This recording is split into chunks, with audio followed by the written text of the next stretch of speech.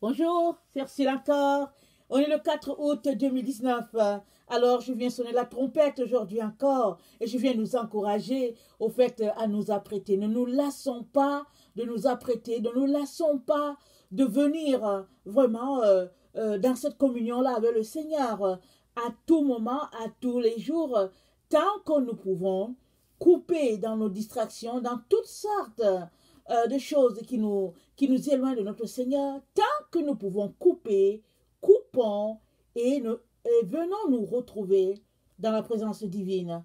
Que ce soit notre Bible en main, que ce soit en train d'écouter un enseignement qui va nous propulser, que ce soit dans la prière, que ce soit dans la louange, venons dans la présence du Seigneur à tout moment, laissant de côté les distractions de ce monde afin de remplir notre lampe d'huile. Amen. Alors, ce sont ces éléments-là qui font que notre lampe se remplit et puis un jour, elle déborde.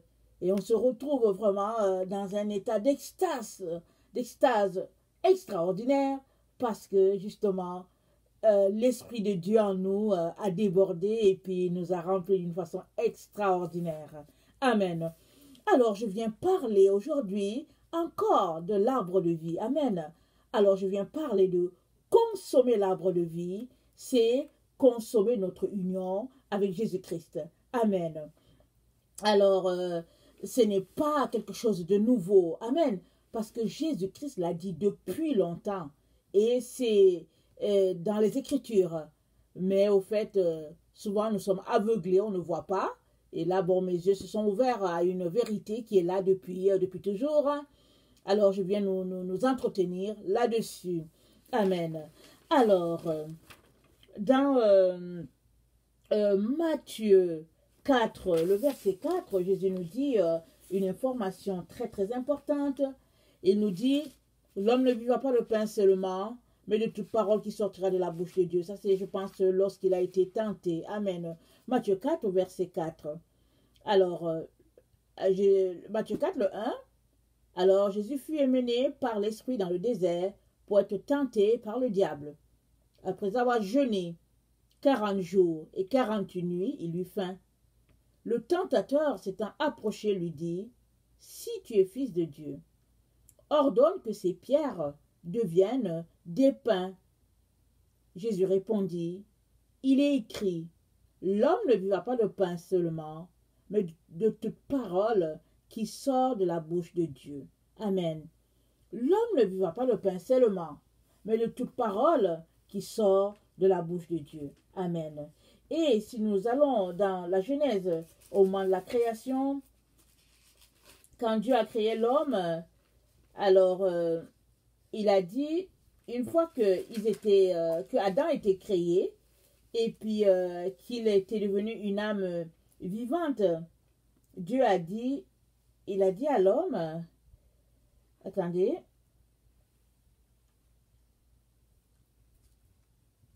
je ne retrouve pas le passage, mais je sais que, alors voilà, Dieu a donné à l'homme de pouvoir manger de l'herbe, et puis il lui a donné de manger de l'arbre. Amen. Alors, le passage, je ne l'ai pas, mais je sais qu'on l'a déjà cité un jour parce que je ne l'avais pas apprêté. Mais toujours est-il que manger, c'est très important pour toi et moi. Amen. Puisque nous sommes des êtres humains, nous sommes des êtres physiques, nous avons besoin de soutenir notre corps par la nourriture. Dieu a fait ça comme ça. Et donc voilà. Alors que les anges et les gens qui sont dans la présence de Dieu, ils ne mangent pas le même type de nourriture que nous. Ils mangent un autre type de nourriture. Alors quand Israël a commencé à bouder dans le désert, qu'ils se plaignaient, alors Dieu leur a donné la caille et puis de la manne, la nourriture du ciel. Et Dieu a fait venir ça jusqu'à terre et Jacob, Israël en a mangé. Amen. Et ils devaient juste prendre la quantité nécessaire. Mais s'ils en prenaient et qu'ils gardaient, le lendemain, il y avait des asticots à l'intérieur. Amen. Pourquoi cela? Parce que Dieu voulait qu'ils prennent juste la quantité nécessaire. Il ne voulait pas qu'ils abusent. dans la nourriture. Il ne voulait pas qu'ils aient de l'excès. Amen.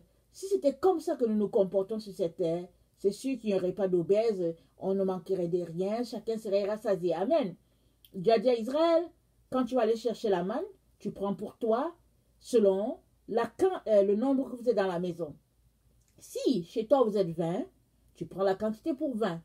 Si chez toi vous êtes 4, ne prends pas la quantité de 20 alors que vous êtes 4. Parce que c'est de l'exagération, c'est de l'abus, c'est de la gourmandise. Et ça, c'est un péché. Amen. Dieu donc nous apprend, en tant que ses enfants, à vivre d'une manière correcte, disciplinée, et à vivre dans la sainteté, la pureté, comme lui. Amen. Parce que Dieu est notre Père, il est saint, il est pur, il nous donne les règles de vie afin que nous puissions demeurer les enfants de notre Père, marchant dans la lumière divine. Amen. Alors Dieu donc, par la bouche du Seigneur Jésus-Christ, dit à Satan, l'homme ne vivra pas de pain seulement, mais de toute parole qui sortira de la bouche de Dieu. Parce que étant des êtres faits à l'image de Dieu, nous avons besoin de la parole divine pour pouvoir nous en sortir. Amen. Alors la Bible nous informe que quand Dieu créa Adam et Ève, d'abord quand Dieu créa Adam, disons Adam parce que Dieu a créé Adam de la terre et Ève a été faite de la côte d'Adam. Ok. Quand Dieu donc a créé Adam, il a soufflé en Adam. Adam est devenu une âme vivante. Alors, Dieu a inculqué à Adam la vie que lui, il a.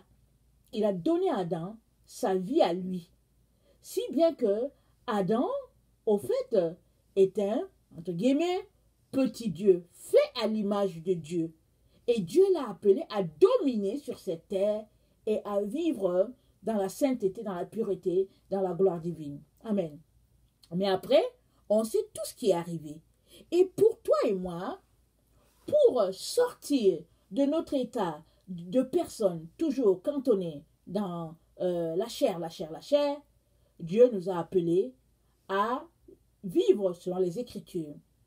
Et pour cela, non seulement nous avons besoin de prendre le temps, lire la parole de Dieu, la confesser, amen, parce que lire la parole à elle seule, ce n'est pas suffisant. Ça n'amène pas la parole dans notre vie. Amen. Jacques l'a dit. Il a dit, l'homme ne vivra pas de pain. Il a dit, ne vous bornez pas à écouter la parole, mettez-la en pratique. Mettre la parole en pratique, c'est prendre la parole là qui est déjà sortie de la bouche de Dieu et se l'appliquer à elle-même. Amen. Exemple, l'Éternel est mon berger, je ne manquerai de rien. Tu peux réciter de façon désintéressée, mais tu peux aussi le réciter en prenant conscience que ta seule satisfaction est en Dieu. Alors, tu peux dire que oui, l'Éternel est mon berger, je ne manquerai de rien. Tout ce dont j'ai besoin, Dieu va me le donner. Si il y a quelque chose que je pense que je devrais avoir que je n'ai pas, c'est que vraiment, je n'en ai pas vraiment besoin. Mais si Dieu pense que j'en ai besoin, il va me le donner. C'est ça que tu es en train de dire quand tu confesses ce psaume-là. Amen. En le confessant, tu assois ta confiance en l'Éternel, tu dépends totalement de lui et tu lui rappelles qu'il est ton Dieu. Amen. Alors le Seigneur nous apprend. Donc, par la bouche, par sa propre bouche, il nous apprend à ne pas vivre de pain seulement, mais de toute parole qui sortira de la bouche de Dieu. Alors, Ésaïe 55, le verset 1 à 2, nous montre la voie par excellence. Ésaïe 55, le verset 1 à 2.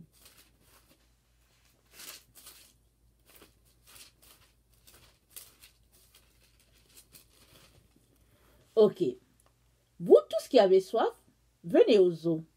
Même celui qui n'a pas d'argent. Venez acheter et manger. Venez acheter du vin et du lait, sans argent, sans rien payer. Pourquoi payez-vous de l'argent pour ce qui ne nourrit pas? Pourquoi travaillez-vous pour ce qui ne rassasie pas? Écoutez-moi donc, et vous mangerez ce qui est bon. Et votre âme se délectera de mes succulents. Notre âme se délectera de mes succulents parce que on mange non pas seulement le pain physique, mais on mange aussi le pain spirituel qui est la parole de Dieu. Amen. Le verset 10 à 11. Comme la pluie et la neige descendent des cieux et n'y retournent pas sans avoir arrosé, fécondé la terre et fait germer les plantes, sans avoir donné la semence au semeur et du pain à celui qui mange, ainsi en est-il de ma parole, qui sort de ma bouche. Elle ne retourne point à moi sans effet, sans avoir exécuté ma volonté et accompli mes desseins. Amen. Qu'est-ce que le Père est en train de dire ici? Il dit que quand lui, il parle, la chose s'exécute. Il n'y a aucune parole que Dieu a dite qui ne s'exécute pas. Amen. Et il nous montre la voie par excellence. Si nous prenons la parole et que nous l'approprions, amen, alors la parole que Dieu a dite par notre bouche, va aussi s'accomplir. Amen. Parce que tu ne dis pas la parole que toi-même tu dis, la parole que toi-même tu te crées, mais tu dis les paroles de Dieu. Amen. On ne prie pas la prière par par nos pensées, amen, par les mots qui sortent de nous. On prie la prière déjà énumérée par l'Esprit de Dieu. Amen. Un jour, je vais apporter un enseignement là-dessus. Amen. Alors, par exemple, quand on vient, on dit oui, Seigneur Jésus, j'aimerais une chaussure, j'aimerais en tout cas acheter l'essence pour ma voiture, etc., etc. Tu n'es pas en train de prier, tu es en train de donner une liste d'épiceries à Dieu. Amen. Prier, par exemple, Dieu a dit, pourquoi vous inquiétez de ce que vous allez manger ou boire? Il dit non, ce sont les païens qui s'intéressent à cela. Ne vous occupez pas de ce que vous allez, de quoi vous serez vêtus. Ce sont les païens qui s'occupent de cela. Alors quand quelqu'un est nouvellement chrétien, qu'il vient devant Dieu pour dire, oh Seigneur, il me manque des chaussures, je n'ai pas à manger, on comprend. Dieu aussi comprend, c'est un bébé chrétien.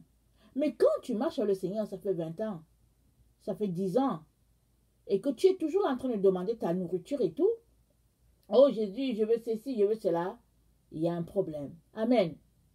Alors parce que prier, c'est dépendre totalement de Dieu, et c'est faire confiance totalement à Dieu, et c'est de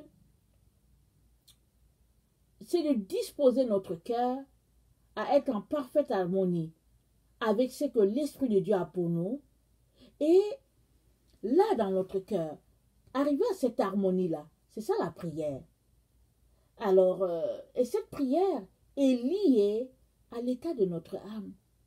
Exemple, tu tends à avoir plus de Dieu dans ta vie. Amen. Ça, c'est déjà une prière. Amen. Alors, tu aimerais tellement avoir plus de Dieu dans ta vie, plus de Dieu dans ta vie, que ta prière sera automatiquement exaucée. Amen. Dieu va mettre des choses sur ton chemin pour que tu aies plus de Dieu. Exemple, il va faire que tu appelles ton boulot.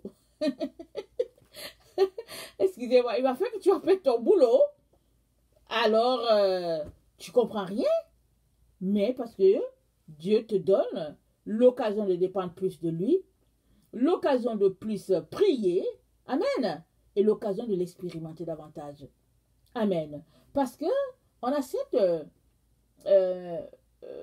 mauvaise compréhension que quand on marche selon Dieu, ou bien quand on veut plus de Dieu, on ne devrait pas avoir des problèmes dans notre vie. Amen. Mais très souvent, les problèmes ne sont pas là pour nous perdre, mais ils sont là plutôt pour que nous puissions vraiment nous épurer, nous sanctifier davantage. Amen. Donc, il ne faut pas voir les problèmes comme quelque chose de mauvais. Les problèmes font partie du quotidien de l'être humain et tout dépend de comment tu les prends. Amen. Alors, donc, Dieu, par la bouche d'Ésaïe, donc, il nous dit donc que il n'y a aucune parole que lui, Dieu, il a dit, qui sortira et cette parole n'accomplira pas la raison pour laquelle elle est sortie. Alors, si tu es en accord avec cette parole de Dieu, tu la confesseras et tu sais que comme c'est sorti de la bouche de Dieu, ça va arriver. Même si ce n'est pas dans le temps que toi tu veux que ça arrive, ça va arriver dans le temps de Dieu. Si du moins, c'est ce que Dieu veut pour toi. Et cela demande une marche d'intimité avec le Seigneur, une marche de proximité, cela demande que tu puisses t'accorder en même temps avec l'Esprit de Dieu. Parce que souvent, tu peux venir, te dire je veux ceci, je veux cela, alors que ce n'est pas en ce temps que Dieu veut ça pour toi. Peut-être il veut cet état-là pour toi, peut-être dans 2 ans. Or, toi, tu le veux maintenant. Et tu n'es pas encore préparé. Amen. Je me rappelle qu'en 2017, le Seigneur m'a dit quelque chose. Quand il m'a dit d'aller en ligne, il m'a dit quelque chose. Et il m'a juste dit, dans 2 ans, je vais te le dire. Alors, dans 2 ans, c'est en 2019, n'est-ce pas? Alors, moi, j'étais toujours là, j'ai dit, mais dans 2 ans. Mais je dis, mais pourquoi tu ne me dis pas ça maintenant? Il me dit toujours dans 2 ans. Alors, 2019 est arrivé. Dès que janvier 2019 est arrivé, j'ai dit, Seigneur, on est en 2019. Amen.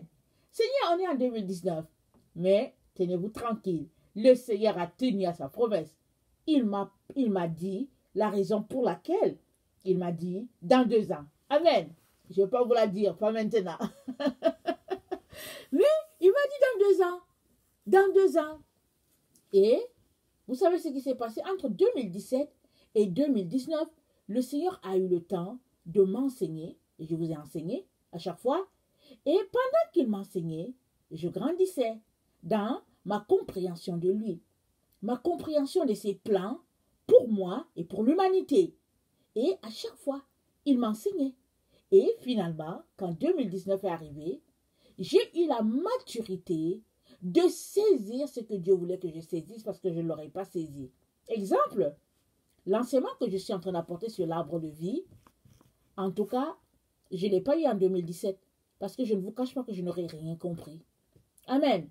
Je l'ai eu maintenant parce que je comprends plus maintenant que ce que je comprenais en 2017.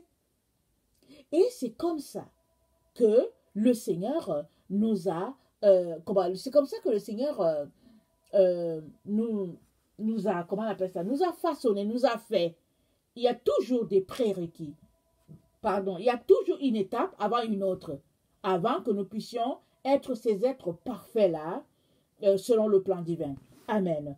Alors, on ne vit pas juste de pain, mais on vit de toute parole qui sort de la bouche de Dieu.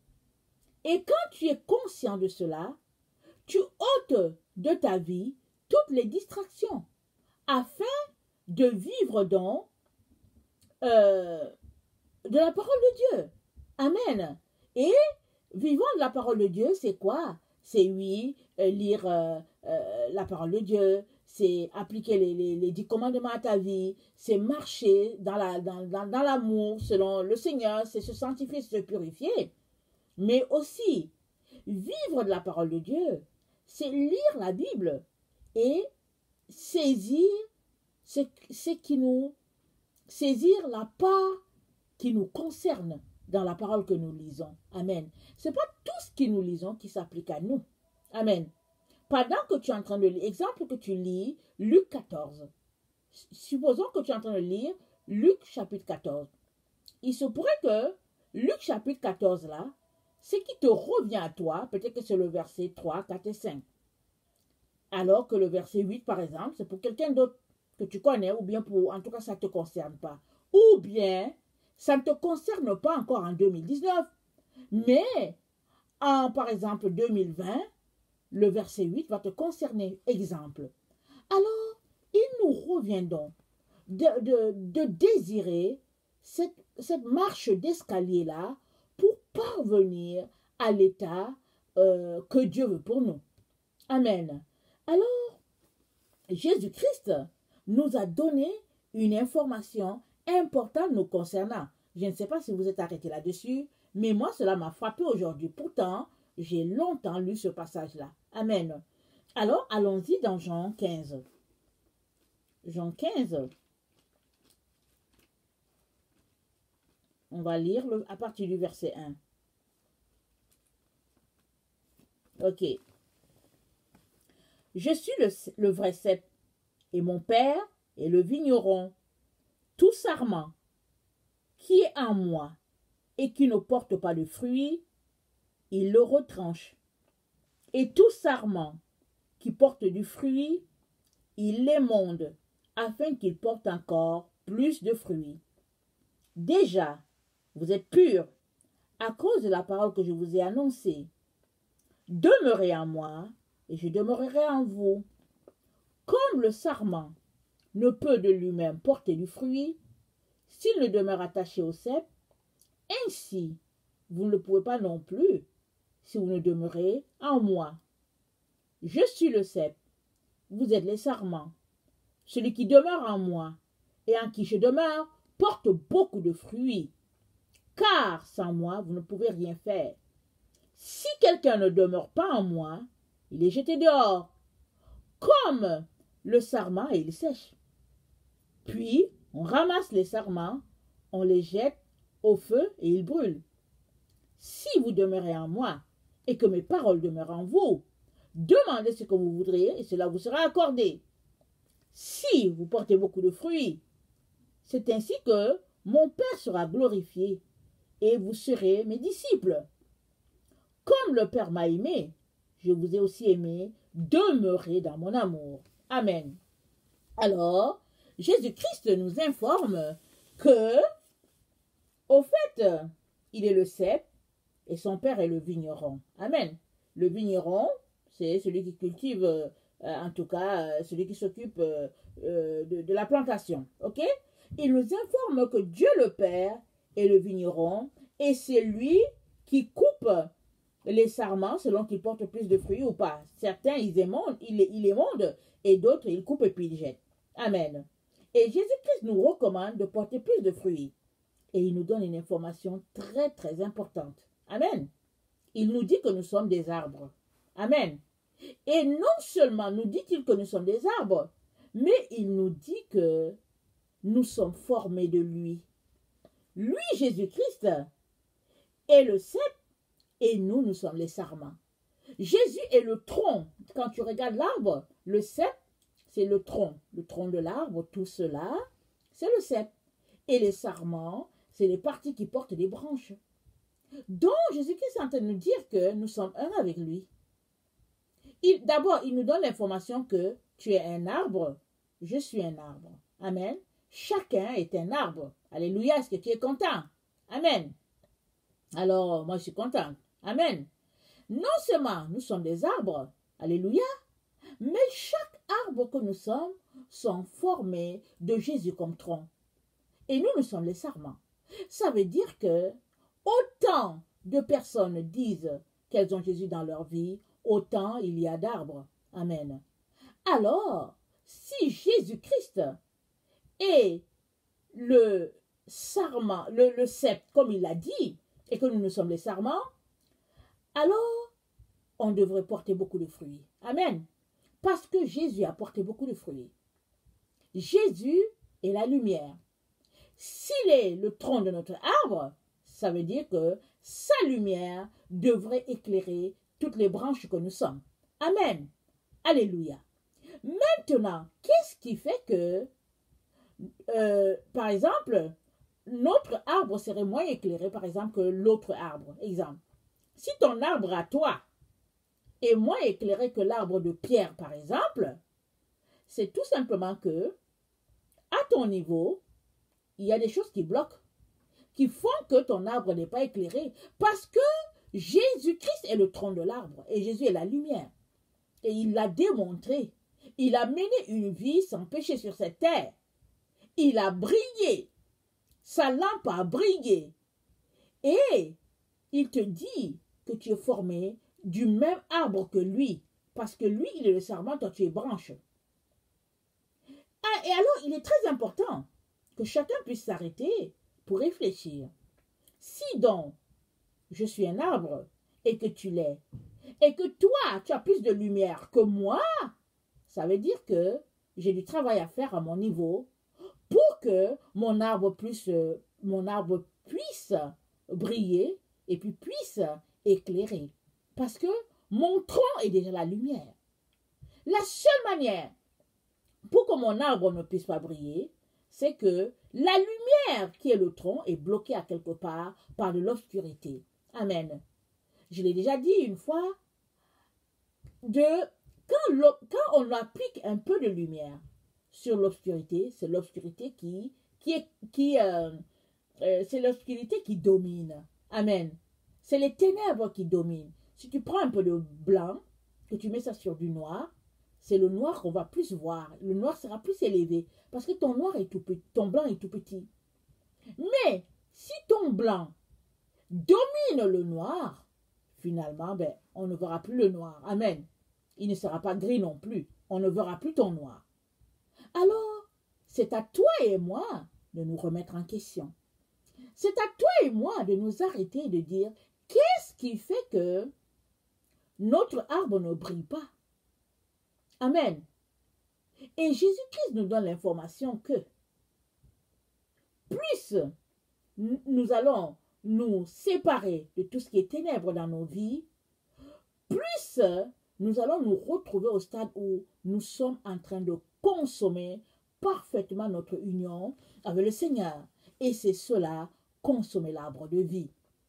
Parce que Jésus l'a déjà dit, il l'a déjà déclaré, il a déjà ouvert sa bouche, il a déjà dit que l'huile est le cep, et puis toi et moi sommes les sarments. Ça veut dire que automatiquement, nous sommes liés à Jésus. Jésus est là en nous. C'est ça qu'il est en train de nous dire. Il est en train de nous dire que si nous ne portons pas du fruit, alors ce n'est pas lui le problème. Parce qu'il a démontré qu'il était la lumière. Et il est tellement lumière qu'il est ressuscité. Amen. Il est ressuscité après 3 jours dans le tombeau. Et après, sa lumière est telle qu'il s'est élevé dans cette lumière-là. Il est parti dans la présence divine. Alors, on ne peut donc pas dire que Jésus-Christ est ténèbres ou qu'il y a des ténèbres en Jésus. La Bible nous démontre de A à Z qu'il n'y a pas de ténèbres en cet homme-là. Alors, le problème, c'est toi et moi. Je viens vraiment nous intéresser à nous asseoir et à regarder dans nos vies qu'est-ce qui fait que nous sommes encore au stade où nous sommes. Qu'est-ce que nous chérissons tant qui fait que nous sommes incapables de laisser Jésus-Christ briller parfaitement en nous. Très souvent, c'est la religion, c'est la religiosité, l'orgueil, les études théologiques, parce que vous savez quoi? Les études théologiques nous bloquent la compréhension des choses spirituelles. Je suis désolée de vous décevoir, parce qu'il y a beaucoup d'enfants de Dieu. Quand ils aiment un peu Dieu, ils vont à l'école théologique. Et quand ils s'en vont, ils ont l'enseignement d'un être humain qui n'a même pas l'Esprit de Dieu, qui vient vraiment leur mettre plein la vue, et ils essaient d'ingurgiter ça en quelque temps, et après ils vomissent ça partout où ils passent, comme si c'était Dieu qui leur avait parlé. Amen. Je suis désolée de vous faire de la peine, mais très souvent, l'enseignement théologique a fermé la porte à plusieurs. L'exemple parfait, c'est Paul. Paul était un érudit. Il connaissait beaucoup. Et pourtant, il partait à Jérusalem pour tuer les disciples. Et il a rencontré Jésus sur son chemin. Et Jésus l'a transformé. Et ça a pris du temps, au moins 3 ans à Pierre, à Paul, avant de commencer à enseigner, parce que il a pris son temps, scruté les Écritures. Dieu a envoyé Ananias le toucher, enlever les écailles de ses yeux, le baptiser de l'Esprit. Et ça a pris le temps à Paul de s'asseoir, de se faire enseigner, afin de comprendre qu'est-ce que lui, Paul, n'avait pas compris et comment il peut servir Jésus-Christ dans la position où il est, dans sa position. Amen. Donc, il est très important, mes chers frères et chères sœurs, que nous puissions nous asseoir et noter toutes ces choses-là qui nous ferment le chemin de la lumière. Amen. Parce que très souvent, on est rempli d'orgueil, on est rempli de mépris, on se croit, ou bien on croit qu'on connaît beaucoup de choses, alors que dans le fond, notre connaissance nous perd, ou notre connaissance nous ferme la porte du ciel. Amen. Et très souvent, évidemment, on n'accepte pas, par exemple, qu'une femme, par exemple, se mette à parler la part du Seigneur, ou bien on n'accepte pas que quelqu'un qui n'est pas allé à l'école biblique vienne nous ouvrir les yeux. Mais, amen, les choses de l'esprit, c'est vraiment, Dieu le donne aux personnes qui sont vraiment, en tout cas, les personnes qui sont non-aiment. Amen. Alors, je viens vraiment nous encourager à nous arrêter et à nous remettre en question. Et moi-même qui vous parle, je me remets en question à tous les jours. Je viens devant le Père, je viens m'examiner, je viens chercher à savoir s'il y a quelque chose que j'aurais dit, que j'ai fait ou bien. En tout cas, on est appelé à nous examiner à tout moment afin de savoir que on dit la chose vraiment comme le Père aimerait qu'on le dise. Amen. Et souvent même, on a des enseignements. Moi, souvent, le Seigneur m'enseigne et puis je sais que c'est le Seigneur et puis je suis là et je dis, ah, Seigneur, je n'ai jamais entendu quelque chose comme ça. Mais il nous faut donc vraiment prier, venir dans la présence de Dieu, essayer de voir si vraiment je peux avoir une connaissance ailleurs. Mais Dieu merci, j'aime bien regarder dans la concordance hébraïque ou bien la concordance grecque. Et puis bon, voilà, et puis je prie jusqu'à ce que bon, j'ai l'assurance que bon, voilà, le Seigneur est vraiment dans ça. Amen.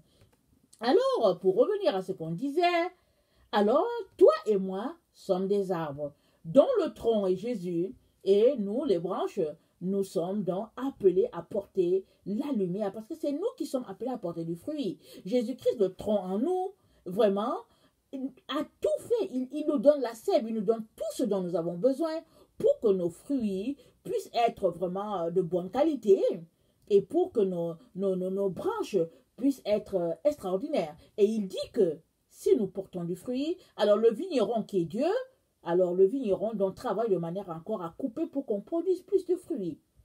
Alors Jésus est en train de nous dire que Dieu le Père travaille à tout moment. Toi et moi aussi sommes appelés à travailler à tout moment. Et s'examiner, c'est un travail très très important et un travail de base pour quiconque veut consommer son union avec le Seigneur. Parce que si Jésus-Christ dit que nous sommes un arbre avec lui, c'est-à-dire qu'il est le tronc de nos arbres, si on ne s'emboîte pas parfaitement à lui, il y a un problème. Amen. Mais maintenant, si nous nous examinons, est-ce que Jésus-Christ est parfaitement le tronc de notre arbre? Posons-nous cette question. Et si nous nous rendons compte que cela ne l'est pas, je nous encourage à venir devant le Père, demander pardon, nous repentir et lui dire de nous aider à vraiment à nous préparer ou bien à nous apprêter de manière à laisser couler la sève pour que nos branches puissent être des belles branches et que cela puisse produire des fleurs et les fleurs vont produire des fruits. Amen. Que le Seigneur vraiment nous donne de digérer cela et d'aller plus loin dans notre recherche de sa personne et dans la compréhension de sa parole. Amen. Parce que, je vais regarder un verset ici, parce que Jésus-Christ a dit, si quelqu'un ne demeure pas en moi, le verset 6, il est jeté dehors, comme le sarment, et il sèche. Le verset 8, si vous demeurez en moi, et que mes paroles demeurent en vous, demandez ce que vous voudrez, et cela vous sera accordé. Alors, demeurer en Jésus, c'est quoi? C'est se débarrasser de tout ce qui est mondain. Amen. Tout ce qui est mondanité. Amen. Parce que Jésus-Christ a dit quoi? L'amour du monde, c'est inimitié contre Dieu. Tu ne peux pas en même temps marcher avec Jésus et en même temps marcher selon le monde. Tu dois faire un choix. Ça, c'est très important. Tu as beau dire que oui, il ne faut pas exagérer, ça ne change rien. À la parole que Jésus-Christ a déjà dite, tu as besoin de faire un choix. Et une fois que tu fais le choix, tiens-toi à ton choix, afin que la sève divine puisse couler dans tes branches et produire l'effet extraordinaire que le Père veut, c'est-à-dire des arbres qui brillent, des arbres allumés, des arbres qui sont vraiment des lumières. Amen. Si tu es quelqu'un qui ne connaît pas le Seigneur, je viens te dire que il n'y a aucun prophète qui peut te sauver. La seule personne qui te sauvera et te donnera d'être dans la présence divine, c'est Jésus-Christ. Celui-là qu'on appelle le fils de Marie. Celui-là qu'on appelle Jésus-Christ de Nazareth. Je viens t'intéresser à aller prier le Dieu que tu pries. Je ne sais pas si tu pries Krishna, ou Mahomet, ou Bouddha, ou Confucius. Je ne sais pas qui tu pries. Je t'intéresse à aller prier Dieu, le Dieu vivant, le Dieu que toi tu pries là, que tu crois être Dieu, va le prier. Jésus-Christ viendra à toi. Parce que si tu cherches le vrai Dieu, dans la sincérité et la vérité, Jésus-Christ voit ton cœur. il viendra se révéler à toi. Amen. Alors soyez bénis. Je vous aime beaucoup. Dieu davantage. Merci.